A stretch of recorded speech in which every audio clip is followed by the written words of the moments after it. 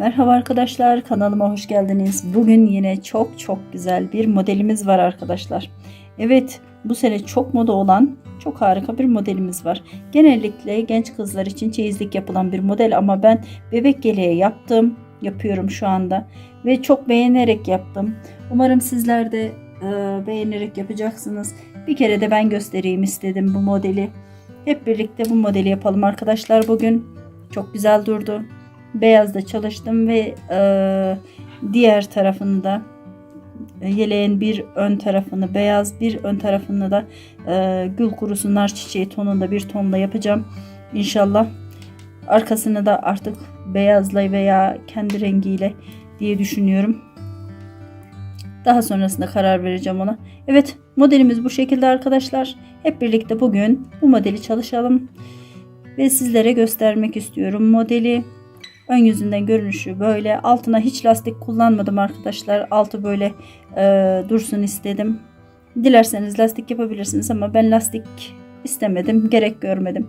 Tabi sizler nasıl istiyorsanız öyle çalışırsınız modelinizi. Evet. Üst tarafını da fıstıklarını böyle yaptım. Daha sonrasında yaka tarafına geldiğim zaman koltuk olarak da tamamını lastik olarak yaptım. Evet. Hep birlikte hazırsanız başlayalım arkadaşlar modelimizi yapmaya. Ben şişimin üzerine ilmeklerimi attım. Aynı bu ön tarafta çalıştığım gibi iki modeli göstereceğim sizlere. Çünkü tek model gösterdiğimiz zaman arkadaşlar mesaj atıyorlar. Tek model yanına nasıl yerleştiririz, nasıl kurarız diye merak ettiğiniz için ben iki model göstereceğim bugün inşallah size. Hep birlikte başlayalım. Evet.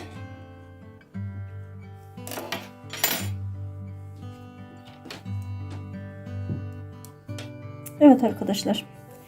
Modelimizi kurmadan önce hemen ilmek sayısını ben size söylemek istiyorum.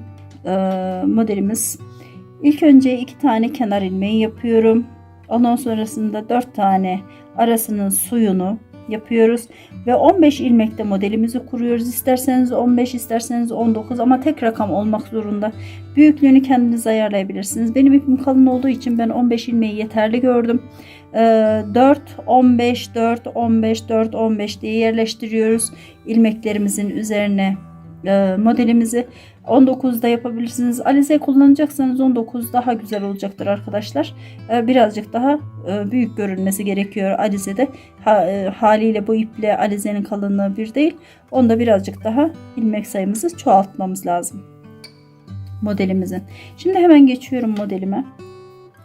İlk ilmeğimi yine her zaman olduğu gibi boş aldım. Yanından bir tane ters ördüm arkadaşlar. Kenar ilmeği için 2 tane ilmeğim yeterli. Daha sonrasında 3 tane ilmeğimi bir arada topladım. İçinden bir ilmek çıkarttım. Şişime doladım. İkinci ilmeğim. Üçüncüsünü ise tekrardan aynı yerden çıkarttım. Ve yanından hemen bir tane ilmeği düz ördüm.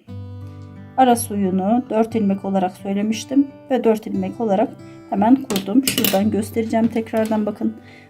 Biz şu anda şunu, yani kenara gelmiş olan ilmeklerini ara suyunu yapıyoruz. Şimdi buradan 3 tanesini hem yok ettik hem de içinden 3 ilmek çıkarttık. Bir tane de yanına tek ilmek olarak ördük.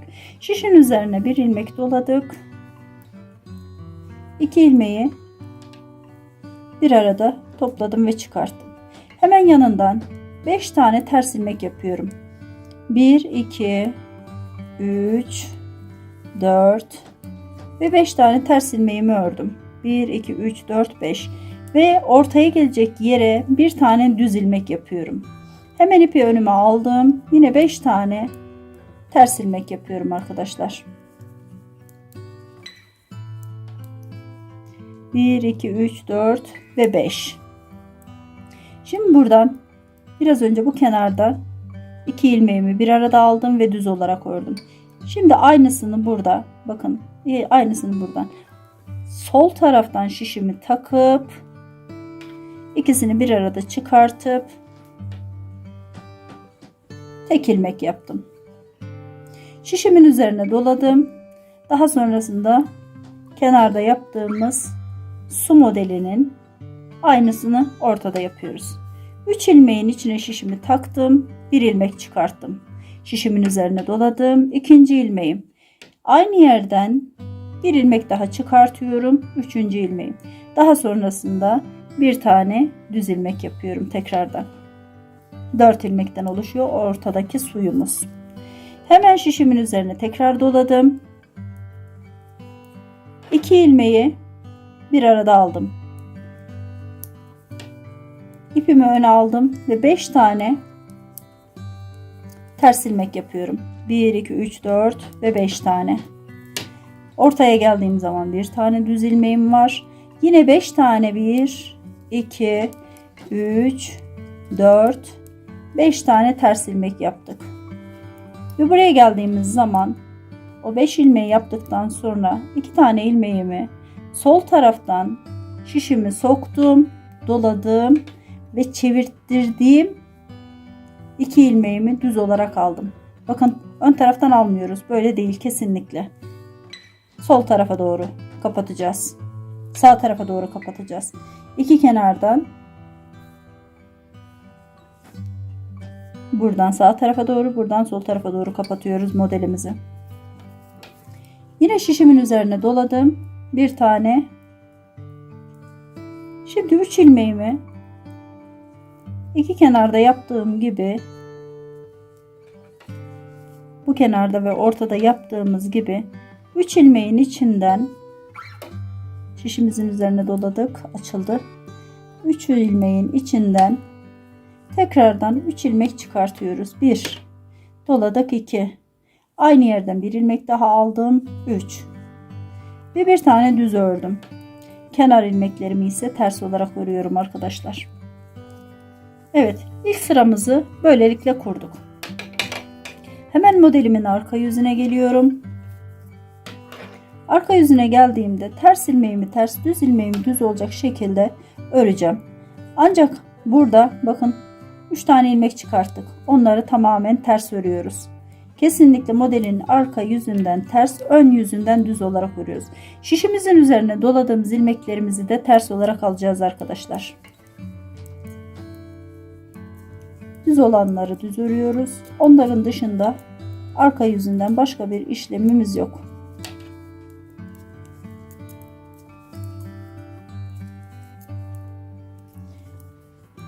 Evet. İpi yine kendi önümüze aldık. Ters. Şişin üzerine doladığımızda da ters örüyoruz. Ve bir tane ilmeğimiz var. Ara suyumuzda. Onu da ters örüyoruz. 3 tane şişin ilmeğin içinden çıkarttığımız ilmeklerimizi de ters olarak örüyoruz. Ortadaki ilmeklerimizin toplam 2, 4, 6, 7, 8 tanesi ters olacak arkadaşlar. Daha sonrasında o 8 tane ters ilmeğimiz çoğalarak gidecek. Modelin arka yüzünden.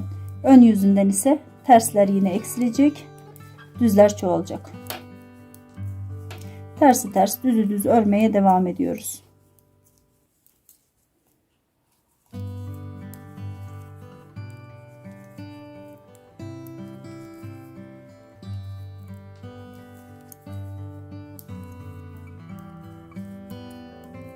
Evet. İkinci sıramızı tamamladık. Hemen yine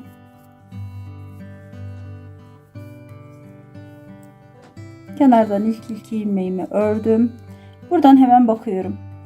Bu defasında bakın burada bir ilmek bırakmıştık. Şimdi buradan bir ilmeği bırakıyoruz arkadaşlar. İlk ilmeğimi düz olarak ördüm. Daha sonrasında kenardan 3 tane düz ilmeğimiz var. İçinden bir ilmek çıkarttım. Şişimi doladım. İkinci ilmeğim. Üçüncü ilmeğimi de içinden çıkarttım ve yanındaki düz ilmeğimi örüyorum. Şişime doladım. 2 ilmeğimi bir arada aldım. Bir ters bir düz şeklinde tek ilmek haline getirdim. Hemen aradaki ters ilmeklerimi örüyorum. Ortada bir tane düz ilmeğimiz var, onu örüyorum. Ve ters ilmeklerime tekrar geldim. Bir ters bir düz ilmeğimiz kalana kadar. Ve iç taraftan şişimizi soktuk. İkisini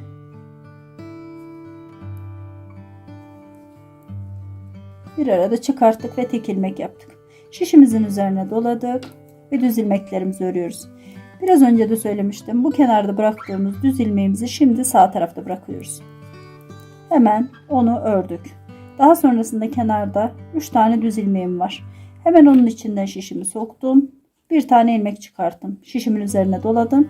İkinci ilmeğim. Ve arkasından gelen düz ilmeklerimiz var.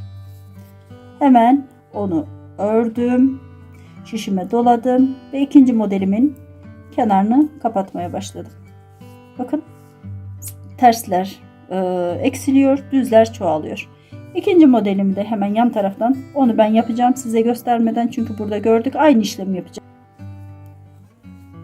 Evet, ön yüzünü tamamladık.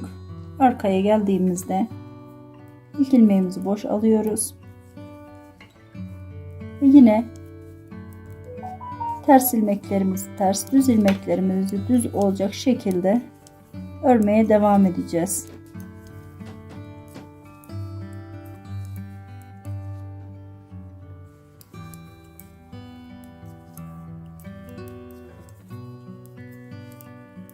Evet, arka yüzünü tamamladık. Hemen yine ön yüzüne gelelim. Ön tarafa geldiğimiz zaman arkadaşlar yine kenardaki ilk ilmeğimi boş aldım ve yanındaki ters ilmeğimi yaptım. Bakın burada şimdi bir tane düz ilmek görüyoruz. Hemen 3 tane de çıkarttığımız ilmeğimiz var. Hemen ilk üçünü, o düz olan ilk ilmeğimi ve diğer 2 tanesini beraber alıyorum. Şişimin üzerine doladım. Aynı yerden 3 ilmek olana kadar çıkartıyorum. Ve kenardaki bir tane düz ilmeğimi ise diğerleri gibi düz olarak örmeye devam ediyorum. Şişimin üzerine doladım. Bir ters, bir de kapattığımız ilmeğimiz olmak üzere 2 ilmeği bir arada çıkartıyoruz. Aradaki ters ilmeklerimizi yapıyoruz. Ortadaki düz ilmeğe gelene kadar. Şimdi yine aynı şekilde ters ilmeklerimi yapıyorum. Bir ters, bir düz ilmeğimi görene kadar. Bakın, bir ters, bir düz ilmeğimiz var.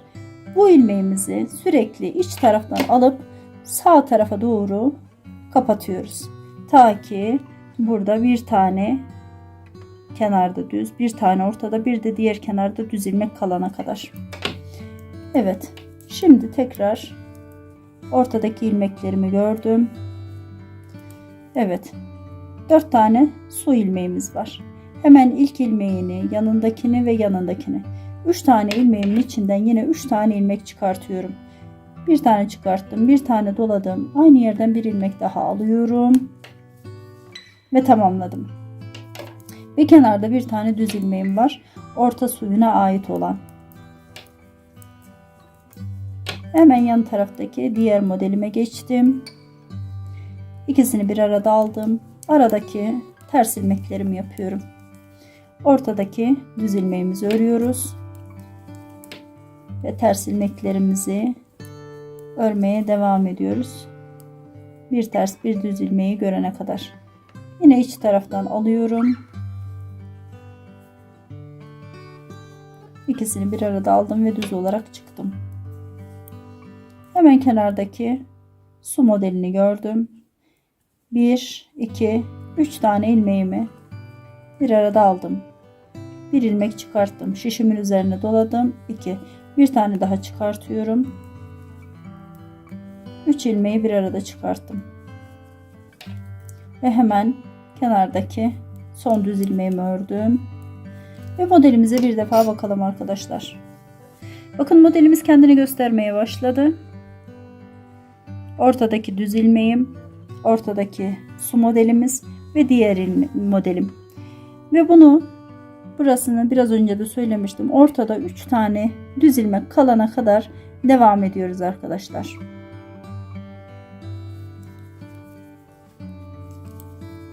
Evet, örmeye devam ediyoruz. Ben ara ara kesiyorum arkadaşlar arkasından gidilen sıraları. Biraz önce de söylediğim gibi ön taraftan net olarak görelim diye. Şimdi tekrardan bu dörtlünün içinde arkadaşlar Bir sırada sağdan, bir sırada soldan bırakıyoruz bu dörtlüyü. Sakın dörtlünün bir tanesini sakın unutmayalım. Yine aynı şekilde 3 ilmeğin içine şişimi soktum. Doladım. Bir ilmek daha çıkarttım. Ve şimdi bir tane daha çıkarttım. 3 ilmek çıkarttım. Hemen düz olan ilmeklerimi tekrar örmeye başladım. Evet. Şimdi bir ters bir düz ilmeğim kaldı. Şişimi doladım. Onu da tamamen bitirdim. Ortada düz ilmeğim var. Onu da ördüm. Bakın bir ters bir düz ilmeğimiz kaldı sol tarafta. Onu da hemen kapatıyoruz. İç taraftan alıyoruz arkadaşlar onu. Şişin üzerine doladım ve diğer düz ilmeklerimi örmeye devam ediyorum. Ortadaki su modelimize geldik. Şimdi bir önceki sırada bakın sol taraftaki ilmeğimi bırakmıştım. Şimdi sağ taraftaki ilmeğimi düz olarak örüyorum. Ve şimdi kenarda kalan 3 tane ilmeğin içinden tekrar 3 tane ilmek çıkartıyorum. Ve tamamladım. Bakın biraz önce anlatmak istediğim 3 tane düz ilmeğimizin kalması gerektiğini söylemiştim. Ortadaki su modelimiz de kendini göstermeye başladı. Şimdi hemen burasını gösterdiğim gibi devam edeceğim. Arkadan tersi ters düzü düz gittikten sonra fıstıklarımızı yapmak için modelimizin ön yüzünde tekrar göstereceğim. Kenardaki ilmeklerimizi tek tek ters olarak örüyoruz. Kenar ilmeklerimi ise düz olarak ördüm. Modelimin arka yüzü burası. Evet. Şimdi yine ön yüzüne geldik. Bakın modelimizi şöyle son 3 ilmeğimi düz olarak yaptığımı söylemiştim. Ara suyu ve yine aynı şekilde. Şimdi fıstık yapalım. Modelimizin püf noktası burası. İlk ilmeğimi yine boşaldım. Yanındaki ters ilmeğimi yapıyorum. Ve burada ilk ilmeğimizi bırakmıştık. Sağ taraftan bakın düz ilmeğimizi sağ taraftan bırakmıştık. Şimdi ise sol taraftan bırakıyoruz. Şişimi içine soktum, doladım ve bir ilmek çıkarttım. Yine aynı şekilde doladım ve daha sonrasında içinden bir ilmek çıkarttım. Dördüncü ilmeğimi ise düz olarak ördüm. Buradaki ilmeklerimi de düz olarak örüyorum arkadaşlar. Ta ki ortadaki ilmeğime gelene kadar. Evet, ortadaki ilmeğime geldim. Şimdi buradan fıstık yapacağız. 1 2 3 4 ve 5 tane ilmek çıkarttım. 5 tane ilmek çıkarttım gördüğünüz gibi. Hemen aynı ilmeklerimi ters taraftan sağ taraftaki şişime ve sol taraftaki şişime ortak olarak takıyorum. Ve sıkıştırıyorum elimle, kaçmasın, dengesiz olmasın diye. Ve oradaki ilmeklerimi 5'ini birden çıkartıp sıkıştırıyorum. Bakın. Evet. Tekrardan modelimin ön yüzüne geldim. Modelimin ön yüzünden onu bir zincir halinde sıkıştırdım. Ve modelimi bu şekilde tamamladım. Diğer ilmeklerimi ise yine düz olarak örmeye devam ediyorum.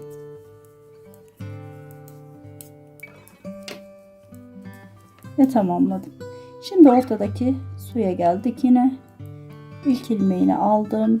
Üçünü bir arada topladım. Bir ilmek çıkarttım. Şişime doladım. İkinci ilmeğim. Daha sonrasında da yine üçüncü ilmeğim ve kenarda dördüncü ilmeğimi de düz olarak aldım.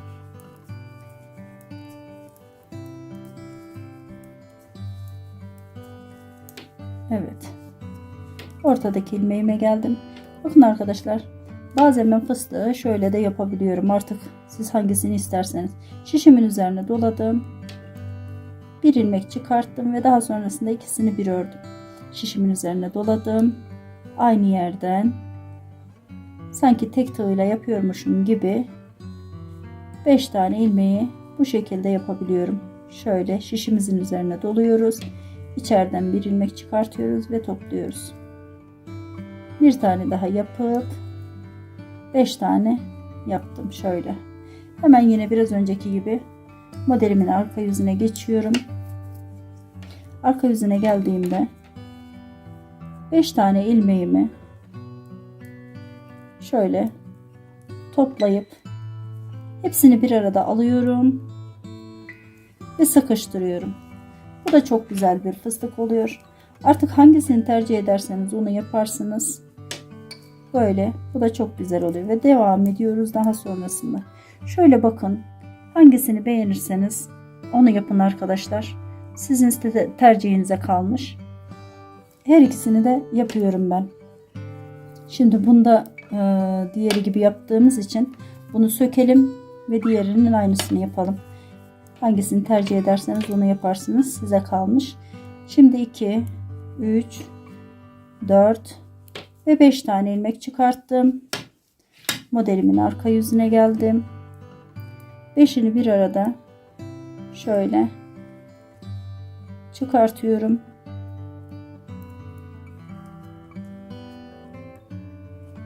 Ve sıkıştırıyorum. Daha sonrasında 5'ini bir arada çıkarttım ve topladım. Tek ilmek haline getirdim orasını.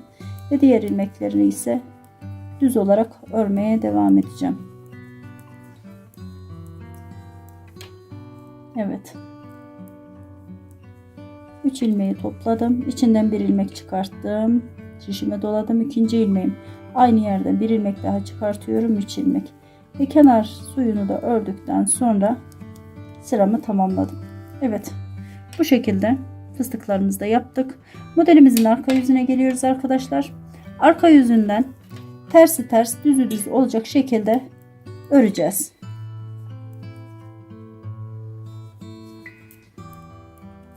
Evet. Ben arka sırasını size göstermeden ördüm. Orasını kestim.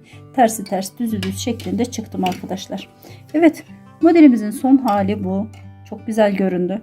Şimdi ikinci modelin kurulumunun ilk sırasını yapacağım ve daha sonrasında zaten gördünüz.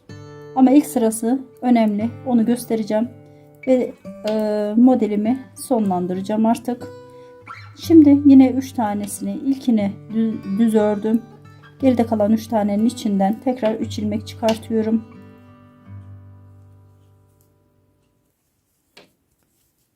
Evet. Şişimin üzerine doladım. 2 tane düz ilmeğimi şu en altta yaptığımız yerdeyiz şu anda. Bir arada aldım. İpimi öne alıyorum. Ta ki ortadaki düz ilmeğime kadar 5 tane ters ilmek örüyorum. Ortadaki düz ilmeğimi yine aynı şekilde düz olarak ördüm. 5 tane ters ilmek yapıyorum. 2 tane düz ilmeğim kalana kadar. Çünkü burası orta suyu. Bunlar modelime ait. Hemen buradan iç taraftan 2 ilmeği bir arada aldım ve çıkarttım. Şişimin üzerine doladım ve bir tane düz ördüm. Kenarda kalan 3 tane ilmeğimin içinden yine 3 tane ilmek çıkartıyorum.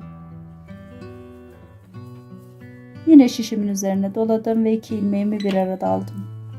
Daha sonrasında 5 tane ters öreceğim. 1, 2, 3, 4 ve 5. Ortada bir tane düz ilmeğimiz var. 5 tane ters örüyoruz yine. 1, 2, 3, 4, 5. Yine 2 ilmeğimi iç taraftan şişimi taktım. Toplayıp tek ilmek haline getirdim. Şişimin üzerine doladım. Bir tane ilmeği düz ördüm. 3 ilmeğin içinden yine 3 ilmek çıkarttım.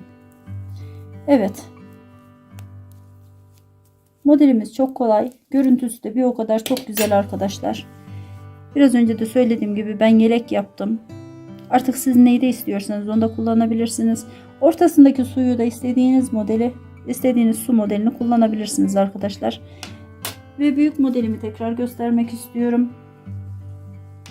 Çok güzel durdu. Her ikisinde de çok güzel durdu. Bakın. Şöyle. Nasıl bir renkte, nasıl ipte kullanmak istiyorsanız yapabileceğiniz harika bir model. Evet arkadaşlar. Bir videomuzun daha sonuna geldik. Kanalıma abone olur, videolarımı beğenirseniz çok sevinirim. Yeni çekilen videolardan haberdar olmak istiyorsanız zilimize tıklamayı unutmayın. Kendinize iyi bakın. Hoşça kalın. Görüşmek üzere.